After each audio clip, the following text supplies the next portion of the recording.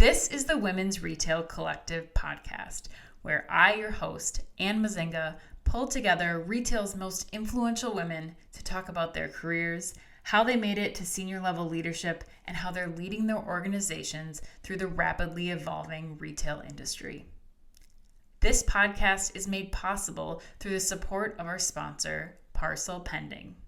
Don't just improve your customer experience, make it special with Buy Online, Pickup and Locker by Parcel Pending.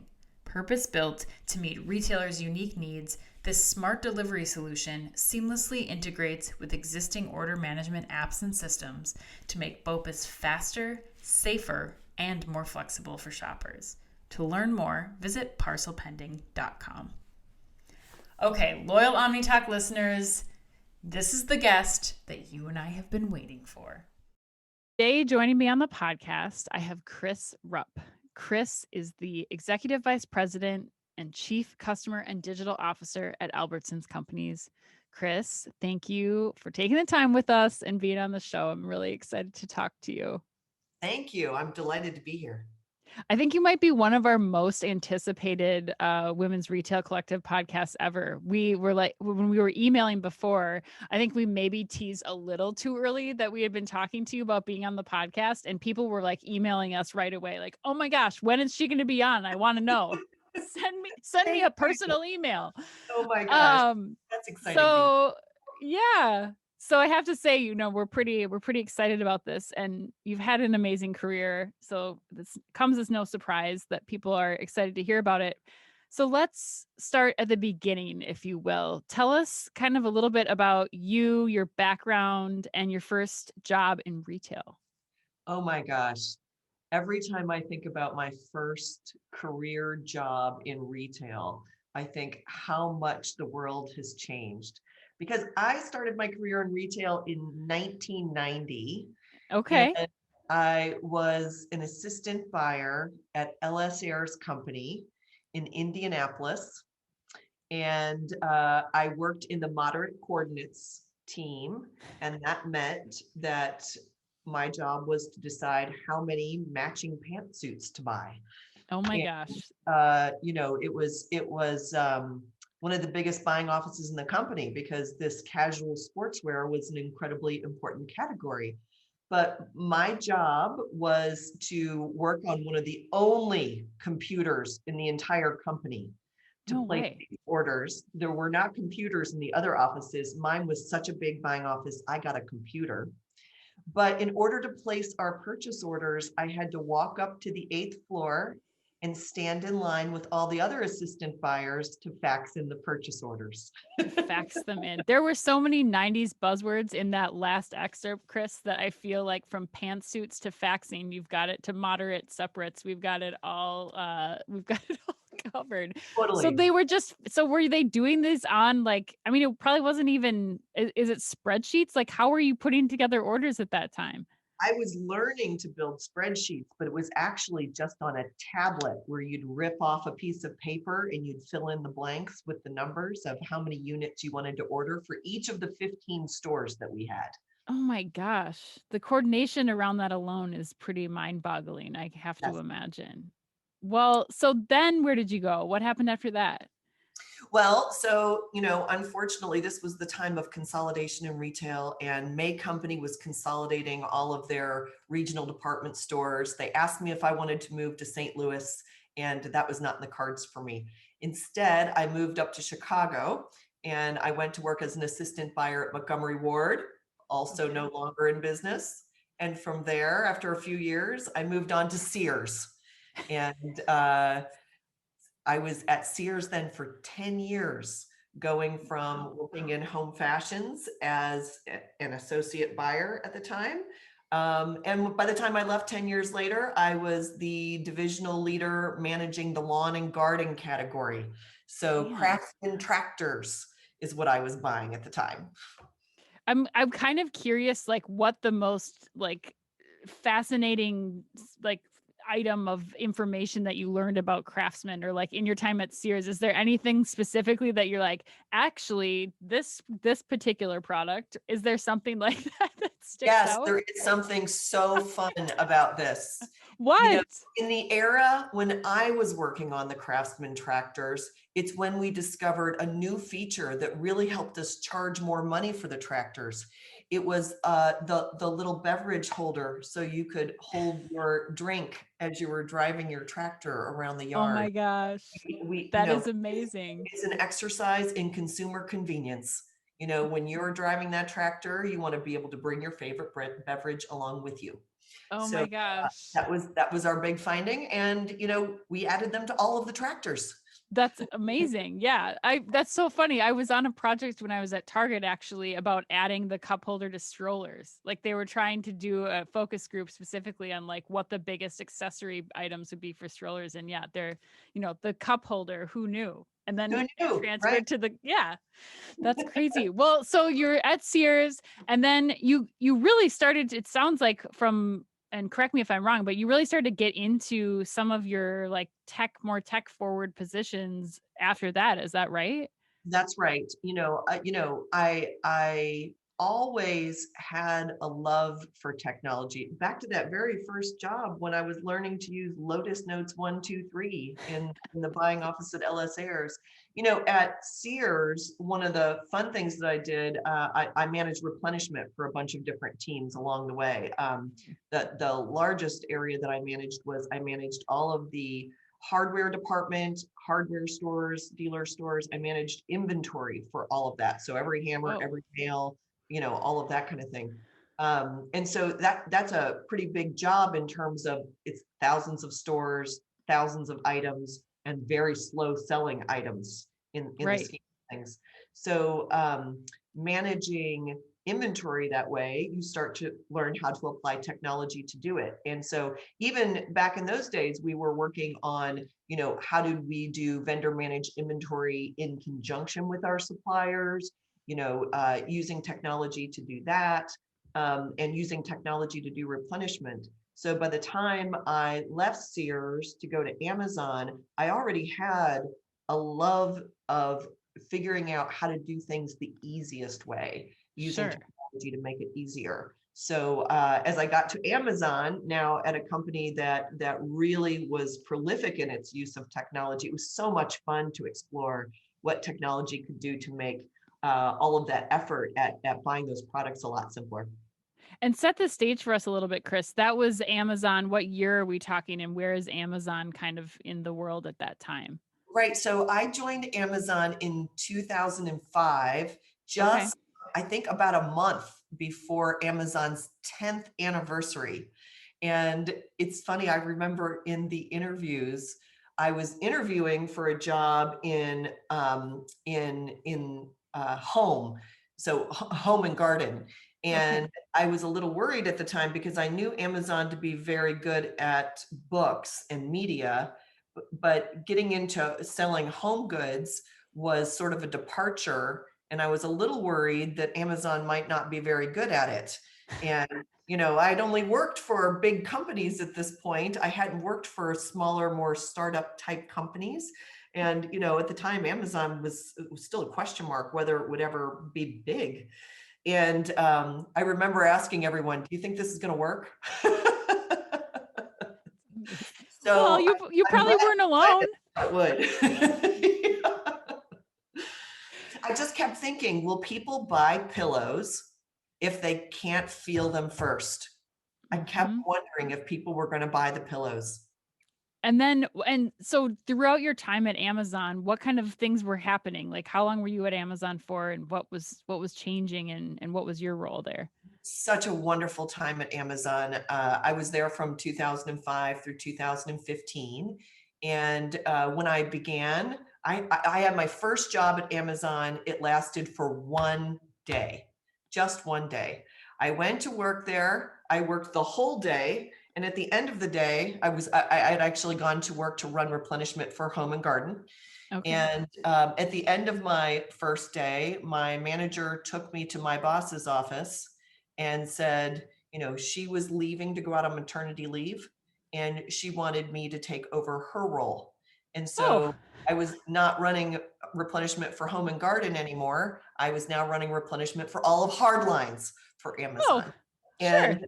And it was, you know, June, and it was time to place all the orders for Christmas.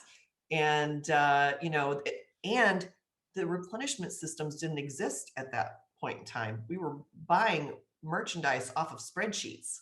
Oh my gosh. The hardest part was every time you recalculated that spreadsheet, it would come up $10 million more or $10 million less, because Ugh. it wasn't done in systems the way, of course, it would be done today.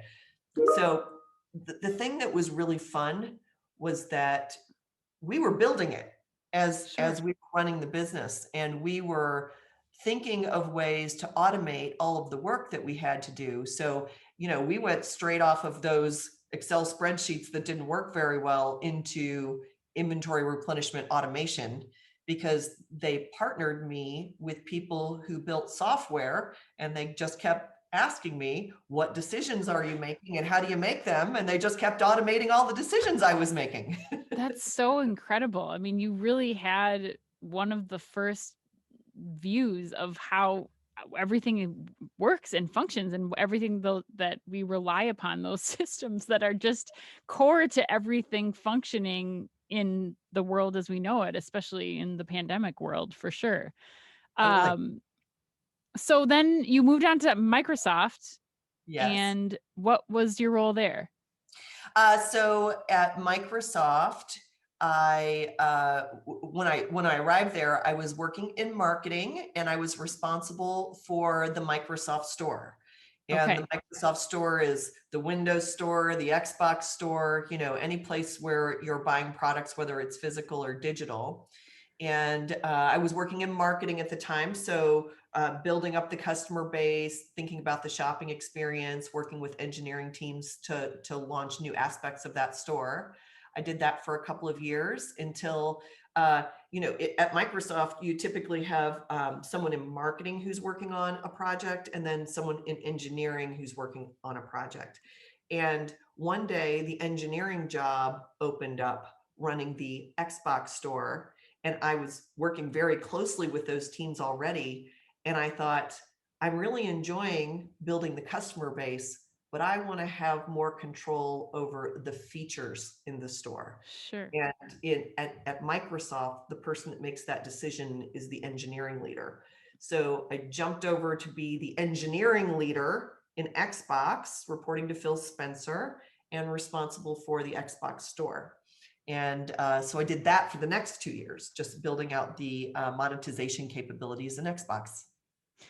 I think that's so interesting, especially as we kind of make it into your current role at Albertsons, because it almost is just this like perfect marriage of the the tech and side and like systemization of things and taking all the operations and engineering components and making that simpler and easier to understand. But then at Microsoft, being on the customer and marketing side of things, being able to kind of perfectly marry those two worlds.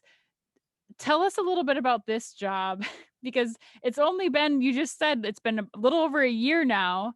And I ask a lot of women on this show, if there's, standout moments in their career that really have shaped them. And I have to believe that, being in your position in a role at Albertsons that maybe that nobody has ever gone through, let's just call it what it is, Yeah, has to be one of those times. So it does. it's a big lead in, but I want to know, how's the last year been going and what are you up to?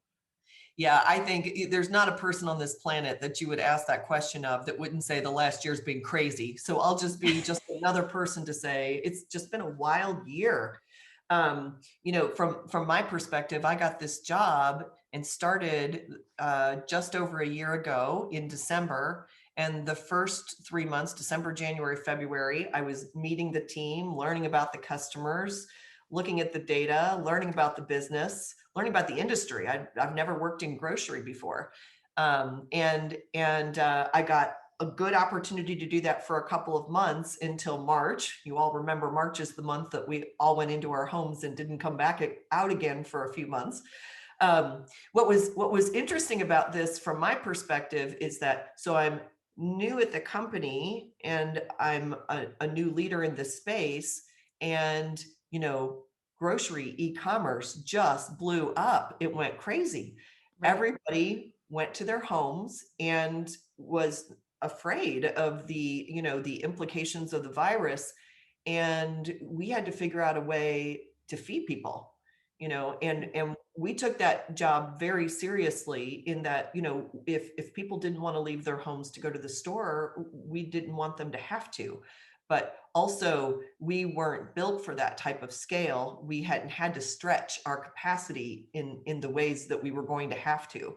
So, uh, orders started rolling in. It soaked up all of our capacity in hours.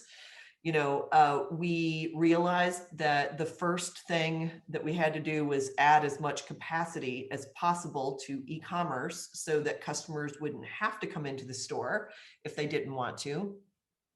And so while, on my side of the house, I was working on how do we ramp up our e-commerce services. At the same time, the teams that were focused on the store environment were really concerned with how do you make it a safe shopping environment for customers and for our associates and teams out there. And Yeah. so, I think that was all of our concern at the very beginning is that, this is food. We can't just shut down. Right. We have to find a way to do it safely. And so, in the e-commerce side of things, then we just went to work scaling. And, you were starting to hear at the same time that because people had gone into their homes, there were a lot of other businesses that were shutting down. The travel industry, most notably, just went quiet overnight. Right. And so we had some teams at Albertsons that went to work with the travel industry to find all of the displaced workers there, to find out if we could place them in roles at Albertsons so that we could staff up inside our grocery stores and our e-commerce facilities so that we'd be able to ship more to customers. We had to ramp up thousands of in-store workers, literally overnight, just to get the amount of capacity to shop for groceries for people. So there was this component of just going to hire people to get the capacity. And then there was also the, grocery e-commerce is not at scale today. It's not working the way that it could or should work to really be an easy and wonderful experience for customers. So, while the very first thing we had to do is just go get some scale, we were also thinking, we're never going to do a great job with the tools we've got. We've got to go rebuild some aspects of how we work. Maybe one of the most notable things is the picking tool that we use in our stores in order to pick the customer order. It doesn't do a very good job of helping our associates identify the right thing for customers. Right. So, that's a project that we've taken on over the past year, rebuilding picking software so that now we have custom picking software. It's in about 150 of our stores. It's going to be in all of our stores by the end of April, because we realized that, there's so many decisions that go into picking the best piece of fruit or the best piece of meat or all of the components of your meal for tonight. There's so many decisions that are made on the fly as you're doing that grocery shop, that we really need to put more thought into how we guide our pickers to make those decisions on behalf of our customers. So that's just been another aspect of how we've worked to scale up our operation this year. Chris, you just listed like the 10 most important things that are happening at any retailer, I think, in the last year. How in the world are you coming to work every day and prioritizing these things? Like, especially when you have like people, like people are at the core, both your employees and associates and your customers.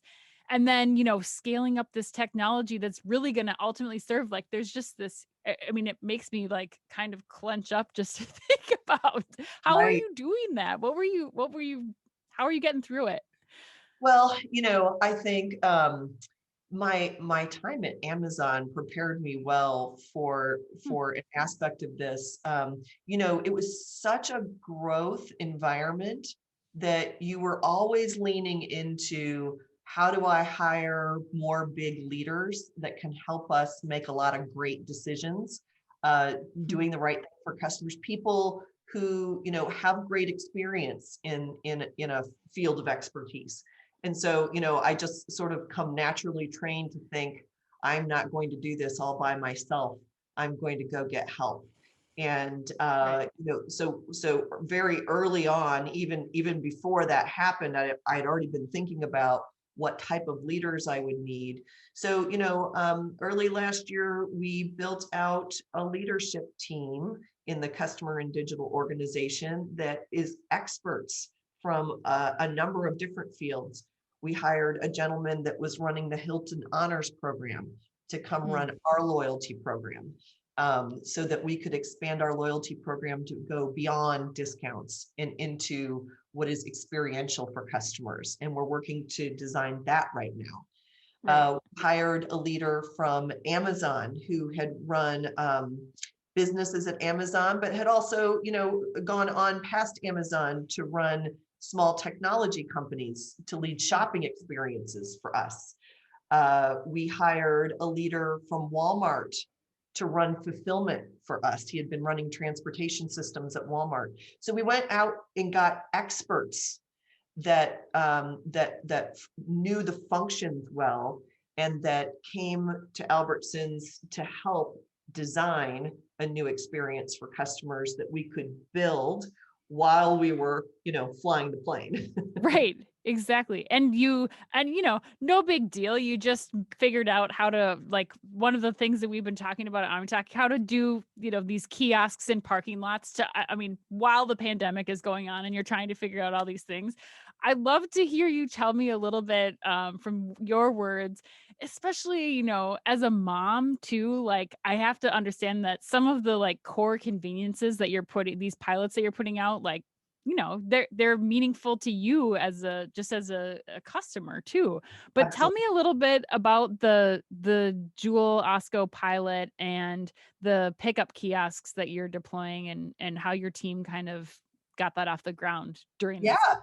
I think, first of all, you said something that really resonates with me, and that's Yeah. knowing who your customer is and really having so much empathy for your customer and really personalizing their experience. And I am a mom, and fortunately, grocery duty is not my responsibility in Oh, our nice. household, but I have so much empathy for moms and dads who work already, take care of their family, and still have to find a way to put a meal on the table every night. And Mhm. I'm a very mission driven kind of individual, and I see it as my mission to make that experience an easier one. And we certainly can. And that's what we're working at now. I would not profess that we have done anything that really helps in that regard yet. All we've done so far is scale out our service to be able to accommodate many, many customers Right. wanting to buy from us in delivery or drive up and go. But it's our mission to make it much simpler to put meals on the table. And so we are just getting started at that. And our intention is to keep thinking about who our customer is and what their needs are. So the lockers, it seems like, such a great idea. Instead of having to have contact with other humans when you come to get Right. your groceries, you place your order in advance. It's in the locker, come up when it's right for you, when you're ready. Right. And you can come to the locker, get your foods out of it, make sure they're all there. You don't even have to have interaction with anyone, which is wonderful when you're in a hurry and you don't want to stand in lines and you don't want to have to wait for someone else to come out to the car to bring your groceries. And so this is just one mode of delivering groceries that we're exploring to learn about how customers use this. And we're exploring many, many types all over the country. We have different types of lockers that we've installed because we just at this stage want to learn how customers are using them so that it can be part of our overall plans as we keep thinking about how to make grocery shopping easier. And are there any teasers you can give us, Chris, about what we might expect from any of these pilots, or do we have to wait? Well, I would say it's not so much that I'm keeping big secrets. It's that the process itself is about putting, 30 ideas out there and figuring out what customers tell you that they enjoy. So, Right. we're trying lots of different kinds of things from, many more ready-made meals, many more easy to cook meals, those things being available in store so that your cooking experience isn't a difficult one. And then, we've got lots of different things we're trying on the website and in the app in terms of serving up different offerings to customers, Sure. to see what they respond to there. And then we're going to try lots of different fulfillment options, very, very fast fulfillment options. We have not in the past been able to be fast, but we're doing a lot of work on our systems and operations so that, it typically, if you've come to place an order for your groceries, most of the times that you found that you can get those either delivered to you or that you can come pick them up, it's usually tomorrow. You Okay. know, we've got a pilot going in Chicago where we're doing it in 2 hours, and we'll get it down to, we think, under 2 hours, and we'll be able to do that nationally this year. And the whole idea is I want people to be able to decide what they want to eat for dinner this afternoon. Right. And I want it to be a couple of clicks. And I want you to go home and I want your dinner to be there waiting for you. And I don't want it to be a lot of hard work. I just Right. want you to be able to go home and enjoy your dinner with your family.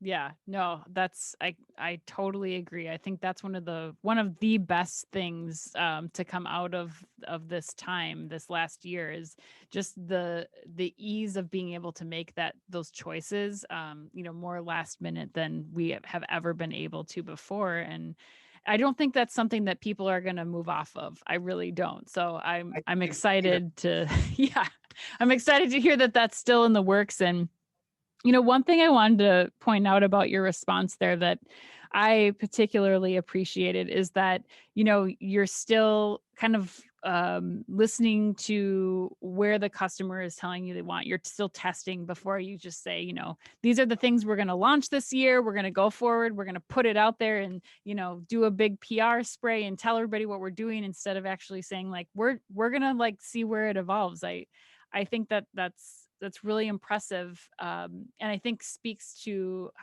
the experiences you described throughout your career up to this point. I'm curious if you have any uh, like personal tenets that you hold in high regard for yourself, for the types of work that you're continuing to do, like things that you feel like it's important to maintain as you continue your career in a very, fast paced, quickly changing industry. Yeah, I think, well, first of all, as it relates to what we've been going through in the past year, I think one of the most important things when you come into a crisis moment like this is to put on your own oxygen mask first.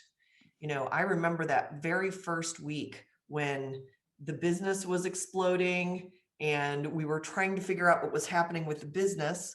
We have hundreds of thousands of associates to take care of. Hmm.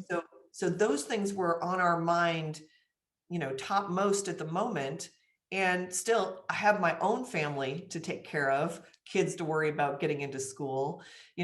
I had all of that to worry about. And, and like everyone else, I was just worried about what is this virus and how do Right. we protect ourselves and keep ourselves healthy.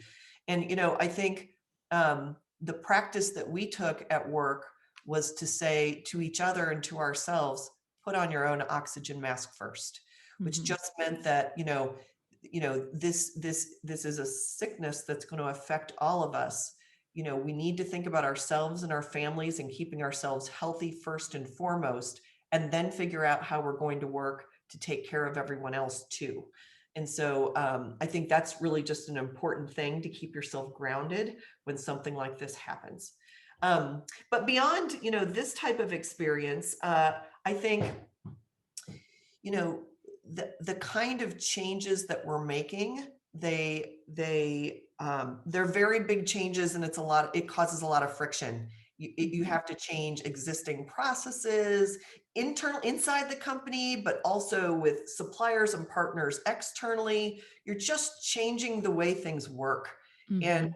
leading that kind of change means a lot of disruption, and it requires a lot of energy to bring that much change.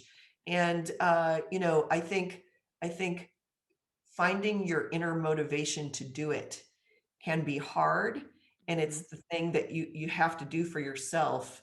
I think it's why I'm mission driven, because I don't really want to just think about, my job is to implement a system or a business practice.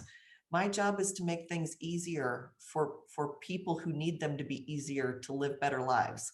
And when I think about it being mission driven in that way, it's so much easier for me to find all of that energy that it's going to require. And is that it? Is that what drives you, you think, Chris? Like that's kind of your personal motivator, is just getting to the humanity of what it is you're doing every day?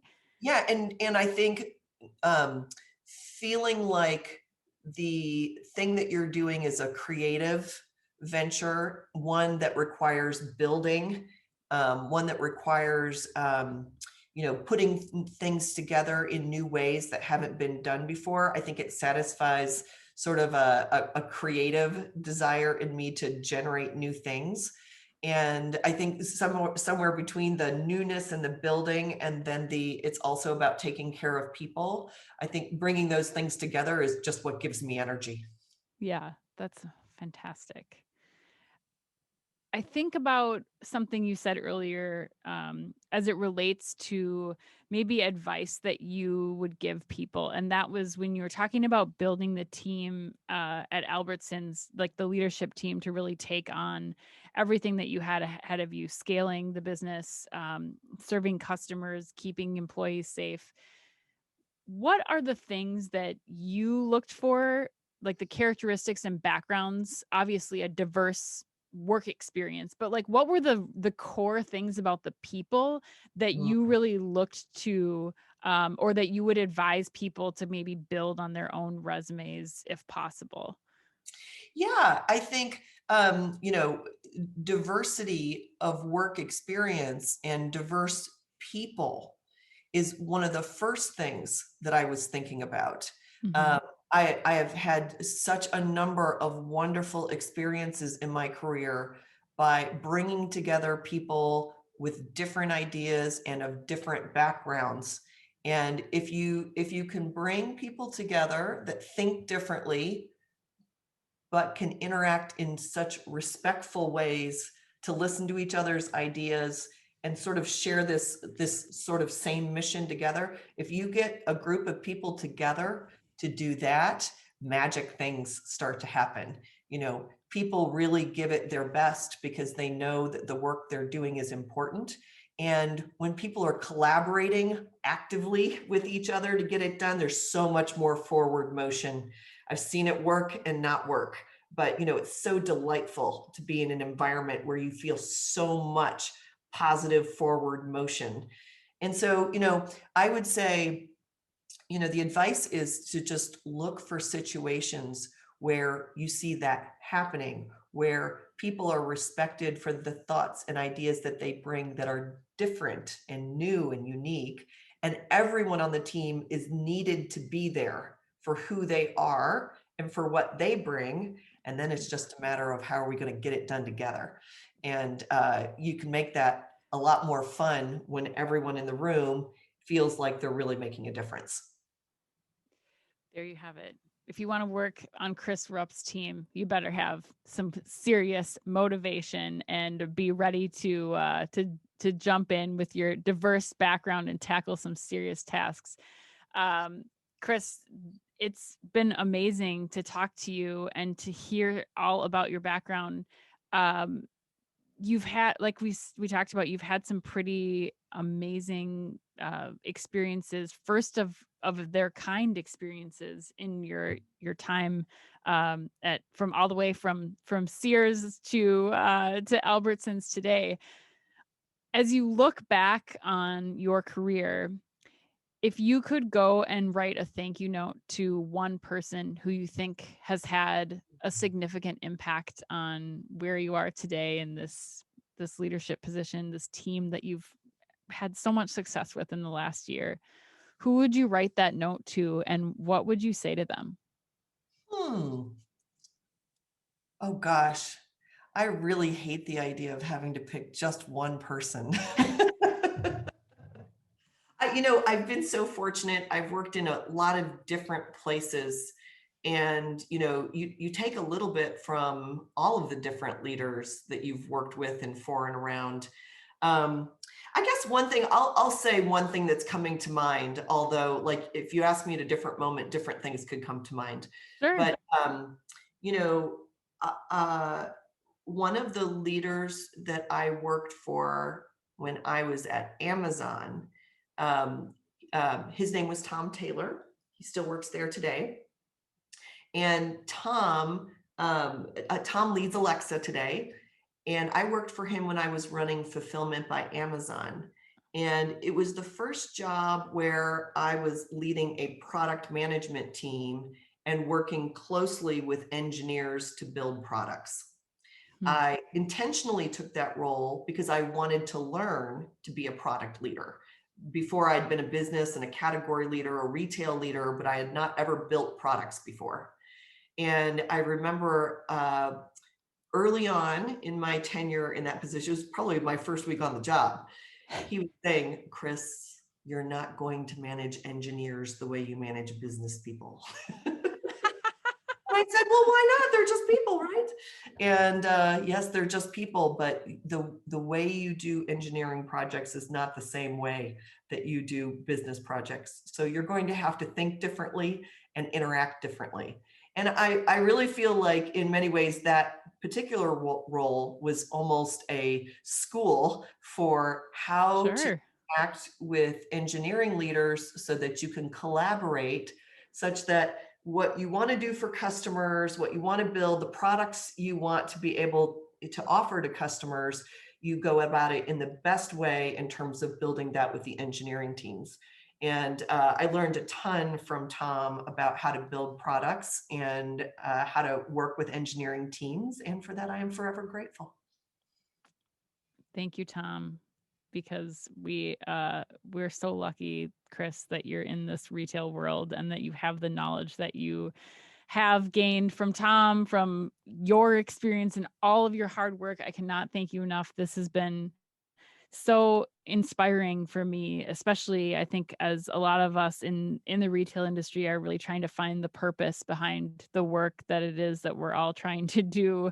And during this time more than ever. So thank you, Chris, so much for your time today. Where should people be keeping track of what's going on with you? Should they follow you on LinkedIn, Yes. on albertsons.com? Yes, and also Okay. On albertsons.com, we have a press center there, and we'll start talking in earnest about all of the great things that we'll be launching and doing for customers over the next several months, but we expect it to start getting hot and heavy soon. Woo! I love it. But thank you. This has been such a pleasure to be able to talk about the work the team has been doing. Thank you so much. This was Chris Rupp, the Executive Vice President and Chief Customer and Digital Officer at Albertsons Companies.